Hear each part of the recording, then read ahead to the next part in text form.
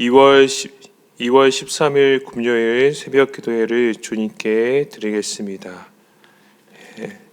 제가 기도하겠습니다. 할렐루야. 여호와를 경외하며 그의 계명을 크게 즐거워한 자는 복이 있도다. 그의 후손이 땅에서 강성하며 정직한 자들의 후손에게 복이 있으리로다. 아멘. 사랑이 많으시고 거룩하신 여호와 하나님, 이 시간 주님께 새벽 예배를 드리기 원합니다. 주님께 간절히 기도하러 나온 사랑하는 백성들 한 명 한 명에게 주님의 은혜와 사랑이 풍성하게 임하게 해 주시옵소서. 또 우리가 함께 말씀을 듣습니다. 이 말씀을 통하여 우리가 주님의 뜻을 분별하며 주님의 뜻대로 살아가는 귀한 성도들이 되게 해 주시옵소서. 거룩하시고 사랑이 많으신 예수님의 이름으로 기도드립니다. 아멘. 이 시간 하나님께서 우리에게 은혜 주실 말씀은 마태복음 13장 18절에서 30절까지 말씀입니다. 마태복음 13장 18절에서 30절까지 말씀을 드라마 바이블로 경청하겠습니다. 그런즉 씨 뿌리는 비유를 들으라. 아무나 천국 말씀을 듣고 깨닫지 못할 때는 악한 자가 와서 그 마음에 뿌려진 것을 빼앗나니 이는 곧 길가에 뿌려진 자요. 돌밭에 뿌려졌다는 것은 말씀을 듣고 즉시 기쁨으로 받되 그 속에 뿌리가 없어 잠시 견디다가 말씀으로 말미암아 환난이나 박해가 일어날 때에는 곧 넘어지는 자요. 가시떨기에 뿌려졌다는 것은 말씀을 들으나 세상의 염려와 재물의 유혹에 말씀이 막혀 결실하지 못하는 자요. 좋은 땅에 뿌려졌다는 것은 말씀을 듣고 깨닫는 자니 결실하여 어떤 것은 100배, 어떤 것은 60배, 어떤 것은 30배가 되느니라. 예수께서 그들 앞에 또 비유를 들어 이르시되 천국은 좋은 씨를 제밭에 뿌린 사람과 같으니 사람들이 잘 때에 그 원수가 와서 곡식 가운데 가라지를 덧뿌리고 갔더니 싹이 나고 결실할 때에 가라지도 보이거늘 집주인의 종들이 와서 말하되 주여 밭에 좋은 씨를 뿌리지 아니하였나이까? 그런데 가라지가 어디서 생겼나이까? 주인이 이르되 원수가 이렇게 하였구나. 종들이 말하되 그러면 우리가 가서 이것을 뽑기를 원하시나이까? 주인이 이르되 가만두라. 가라지를 뽑다가 곡식까지 뽑을까 염려하노라. 둘 다 추수 때까지 함께 자라게 두라. 추수 때에 내가 추수꾼들에게 말하기를 가라지는 먼저 거두어 불사르게 단으로 묶고 곡식은 모아 내 곡간에 넣으라 하리라.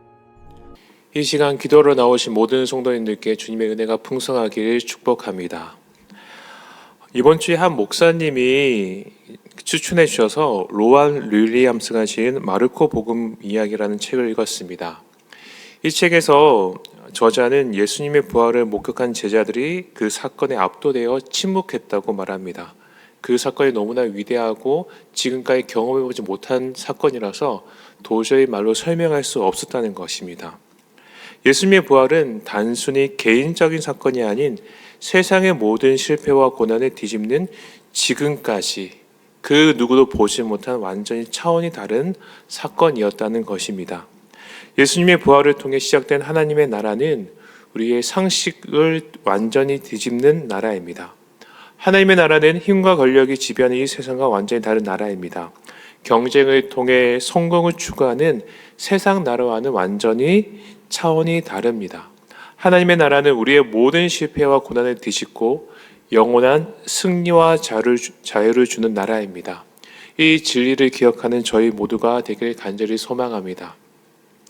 그렇기에 개인과 성공과 욕망을 추구하기보다 그 나라를 완성하신 예수님처럼 겸손히 희생하고 관계의 회복을 통해 화합을 추구하는 나라가 바로 하나님의 나라입니다. 그런데 문제는 하나님의 나라는 예수님의 부활로 이미 시작되었지만 아직 완성되지는 않았다는 사실입니다. 그러므로 우리 그리스도인들은 바로 이 하나님 나라, 다시 말해 천국을 기다리는 자들입니다. 우리 그리스도인들은 하나님이 반드시 완성하신 하나님 나라를 기다리면서 우리가 가져야 하는 삶의 자세가 있습니다. 저는 오늘 본문 말씀을 통해서 우리가 하나님의 나라를 기다리며 가져야 할 삶의 자세에 대해 말씀드리려고 합니다.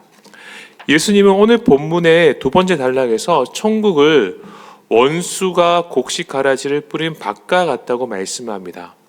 여기서 말하는 가라지는 사람에게 구토와 현기증을 일으키는 독성이 있는 풀을 의미한다고 합니다. 그런데 모양은 밀과 보리와 비슷하게 생겨서 추수 때가 되어야 구별된다고 합니다. 예수님의 비유에서 종들이 주인에게 가라지를 뽑기를 원하는지 물었을 때 주인은 그냥 가만히 두라고 말합니다. 혹시나 곡식까지 뽑을까 염려했기 때문입니다. 하나님의 나라를 기다리는 지금 이 세상은 곡식과 가라지가 함께 있는 밭과 같다는 것입니다. 그리고 곡식과 가라지는 육안으로는 구별되지 않습니다. 그래서 우리 그리스도인들은 이 세상을 살면서 이해할 수 없는 고난과 아픔을 겪게 됩니다. 악한 자가 형통하는 것 같고 선한 자가 고통받는 것 같은 용납할 수 없는 일들을 목격하게 됩니다. 도대체 어떻게 이런 일이 있을 수 있을까? 어떻게 사람이 저렇게까지 할 수 있을까라는 생각이 드는 일들이 여기저기서 일어나기 마련입니다. 그러나 그 모든 일들은 지금 이 땅의 곡식과 가라지가 같이 있기 때문에 벌어지는 일입니다. 하나님이 독성 있는 가라지를 가만히 두시는 것은 곡식까지 다칠까 염려해서입니다. 이 땅에 악한 자들이 형통하는 것 같은 것은 그들을 하나님께서 축복해서가 아니라 사랑하는 우리 한 사람 한 사람, 하나님의 곡식들, 우리 제자들을 보호하기 위한 하나님의 사랑인 것을 우리는 반드시 기억해야 합니다. 만약에 하나님이 이 세상의 모든 불의를 즉각 반응하신다면 이 세상은 어떻게 되겠습니까? 남아있지 못할 것입니다. 하나님께서는 자신이 선택한 백성이 하나님의 나라에 갈 때까지 온전해지기 위해 이 세상을 인내하시면서 기다려 주십니다. 그리고 분명 추수 때, 곧 하나님의 심판 때 가라지는 모두 불사르게 될 것입니다. 세상이 악해 보이고 세상의 악이 이 세상을 다스리는 것 같지만은 하나님의 심판은 분명히 있습니다. 우리 제자들은 반드시 그것을 기억해야 합니다. 하나님의 공의의 능력, 하나님의 위대하심, 하나님의 흔들림 없는 그분의 의지와 그분의 능력을 기억하는 것이 바로 우리가 이 땅을 살면서 가져야 하는 자세라는 것입니다. 이것이 제가 말씀드리고 싶은 우리 그리스도인이 하나님의 나라를 기다리는 삶의 자세입니다. 그러면 여러분, 우리가 하나님을 믿는 믿음으로 살아간다는 것은, 그분을 믿고 그분을 기다린다는 것은 구체적으로 어떤 삶을 의미하겠습니까? 오늘 본문의 첫 번째 단락에는 우리가 너무나 잘 아는 씨 뿌리는 비유가 나옵니다. 길가에 뿌려진 씨는 천국 말씀을 듣고도 깨닫지 못한 사람들을 의미합니다. 돌밭에 뿌려진 씨는 말씀을 듣고 기쁨으로 받았지만 환난과 박해가 일어날 때 넘어지는 사람들을 의미합니다. 가시떨길에 뿌려진 씨는 말씀을 듣고도 세상의 염려와 재물의 유혹 때문에 말씀의 열매를 맺지 못하는 사람들을 의미합니다. 이 비유에서 돌밭과 가시떨기는 우리가 겪게 되는 믿음의 두 가지 도전을 보여줍니다. 우리는 곡식과 가라지가 함께 있는 이 세상 속에서 외부의 적인 환난과 박해, 우리를 괴롭히고 우리를 못살게 구는 그런 환난과 박해, 그리고 내부의 적인 염려와 유혹의 공격을 받습니다. 모습은 다르지만 우리의 믿음을 무너뜨리는 적은 결국 외부의 적인 환난과 박해, 그리고 염려와 유혹입니다. 그리스도인은 말씀을 듣고 깨닫고 이러한 시련을 이겨내어서 좋은 땅이 되어 100배, 60배, 30배의 열매를 맺는 삶을 살아야 합니다. 이것이 바로 우리가 이해할 수 없는 이 세상 속에서 오직 하나님을 믿는 믿음으로 살아가는 삶입니다. 공의로우신 하나님, 사랑의 하나님을 의지하면서 우리가 반드시 가져야 하는 삶의 자세이고 삶의 모습이라는 겁니다. 그런데 문제는 우리가 너무 쉽게 환난과 박해에 넘어지고 만다는 것입니다. 우리는 하루에도 수없이 많은 염려와 근심을 안고 살아갑니다. 사탄은 우리의 약점을 너무나 잘 알고 그 약점을 집요하게 붙잡고 늘어지며 우리를 끊임없이 유혹합니다. 오늘 하루 나의 삶을 돌아보면 나의 삶은 좋은 땅이라기보다는 100배, 60배, 30배 열매를 맺는 좋은 땅이라기보다는 마치 저 돌박 같고 가시떨기 같은 것이 우리의 현실입니다. 그렇다면 우리는 어떻게 해야 하겠습니까? 하나님께서는 이런 연약한 우리를 도우시기 위해 우리 마음속에 성령 하나님을 보내주셨습니다. 갈라디아서 5장 22절, 23절은 이렇게 말씀합니다. 제가 읽어드리겠습니다. 오직 성령의 열매는 사랑과 희락과 화평과 오래 참음과 자비와 양성과 충성과 온유와 절제니 이 같은 것을 금지할 법이 없느니라. 아멘. 이 말씀처럼 우리는 우리 안에 살아계신 성령님을 의지하여 믿음의 열매를 풍성히 맺는 삶을 살아야 한다는 것입니다. 말씀은 우리에게 성령의 열매를 맺으라고 이야기합니다. 우리의 의지의 열매, 우리의 공로의 열매, 우리의 노력의 열매가 아니라 성령의 열매를 맺어가라고 우리에게 이야기하고 있습니다. 그 삶의 증거는 예수님께서 이미 우리에게 보여주신 겸손과 희생, 그리고 관계를 회복하는 그런 화합의 모습이라는 것을 우리는 반드시 기억해야 합니다. 사랑하는 성도 여러분, 우리의 삶을 돌아볼 때 돌박 같고 가시떨기 같은 때가 많이 있습니다. 내가 생각하는 것들을 보면 좋은 땅이 되어서 주님의 열매를 맺기보다는 여러 근심과 걱정 속에 주저하는 것이 우리의 모습입니다. 그런 연약함을 하나님께서 우리를 아신다는 것입니다. 곡식과 가라지가 함께 섞여 있어서 이해할 수 없는 고난을 겪게 되고 도저히 용납할 수 없는 아픔을 겪게 되는 것이 우리의 현실이라는 것을 여호와 하나님은 아신다는 것입니다. 그래서 그 나라를 완성하기 위해서 하나님 자체가 그분이 이 땅에 오셔야 했습니다.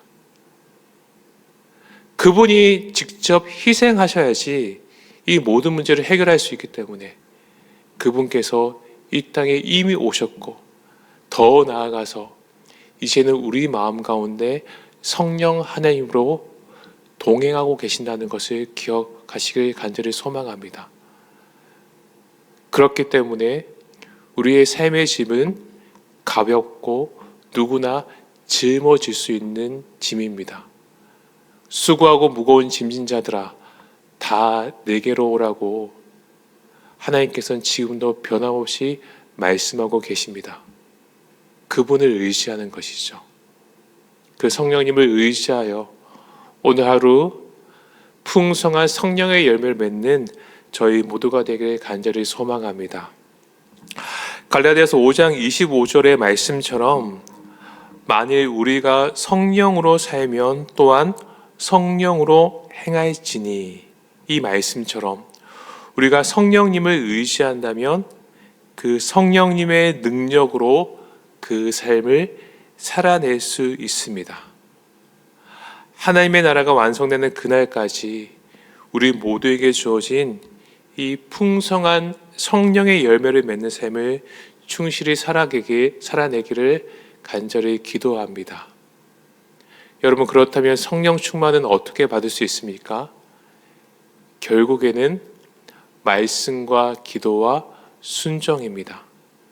성령은 진리에 여기시기 때문에 우리와 말씀과 교통하시기 때문입니다. 우리가 기도하는 그 순간 말할 수 없는 탄식으로 지금도 변함없이 우리를 위해서 중보하고 계시는 성령님의 은혜를 경험하게 됩니다. 우리가 말씀을 순종할 때 그 성령의 능력이 우리의 삶 가운데 실제가 된다는 것을 기억하십시오. 그래서 우리 그리스도인의 삶은, 우리 제자의 삶은 참 신비롭습니다. 내가 부단히 노력하면서 말씀을 읽고 기도하고 순종하는 것 같지만은 뒤돌아보면 결국 하나님의 은혜입니다. 내가 말씀을 읽을 수 있는 것도, 내가 기도하는 것도, 그 말씀이 깨달아지는 것도, 내가 순종할 수 있는 것도 내 안에 계신 성령님의 은혜이죠. 그러므로 나의 모습을 돌아볼 때 마치 가시떨기 같고 돌박 같지만은, 이 세상을 돌아볼 때 이 세상에 가라지가 너무나 많은 것 같고 주님의 공의가 실현되지 않은 것 같지만은, 그러함에도 불구하고 우리는 포기하지 않고 우리에게 주어진 제자의 삶을 살아낼 수 있습니다. 그 삶을 하루하루 묵묵히 살아낼 때 눈에 보이지 않는 것 같지만은, 아주 미미한 것 같고 작은 것 같지만은, 그 작은 삶을 통해 하나님의 나라가 조금씩 완성되어 간다는 것을 기억하십시오. 그리고 주님께서 이 땅에 오시는 그날, 그 심판 때에 우리가 지금까지 이해하지 못했던 것을 다 이해하게 되실 것입니다. 내가 살면서 가지고 있던 수많은 의문들, 그때 모두 해결되실 것입니다. 내가 이해하지 못하더라도, 내가 다 받아들이지 못하더라도 우리는 믿음으로 완전히 공의롭고 사랑이 충만하신 하나님만을 믿는 믿음으로 살아가는 것입니다. 이 삶을 오늘 하루 충실히 살아가는 저희 모두가 되길 소망합니다. 함께 나눈 말씀을 기억하면서 함께 기도하는 시간 가지겠습니다. 곡식과 가라지가 함께 있는 이 세상 속에서 주님을 향한 믿음을 잃지 않겠습니다. 나의 삶이 100배, 60배, 30배 열매를 맺는 좋은 땅이 되길 원합니다. 성령님 나와 함께 해주시고 나를 사로잡아 주셔서 성령의 능력으로 이 삶을 살아내게 해주시옵소서. 이 기도 제목 가지고 함께 기도하는 저희 모두가 되길 원합니다. 저희 교회를 위해서 함께 기도해 주실 것은, 우리 교회가 바로 이 사명을 감당하는 복된 교회 되길 원합니다. 이제 3월달부터 제자훈련이 시작되어집니다. 우리 사랑하는 성도님들 한 분 한 분이 이 하나님 나라를 완성하는 이 사명을 충실히 감당하는 믿음의 용사로 이 제자 훈련을 통해 세워질 수 있도록 함께 기도해 주시고, 그 외의 사역과 또 우리 교회에 있는 많은 환우들을 위해서 간절히 기도하며 나아가겠습니다. 기도하겠습니다. 하나님 아버지, 이 시간 기도합니다. 아버지, 그렇습니다. 우리의 삶을 돌아보고 나의 현실을 돌아볼 때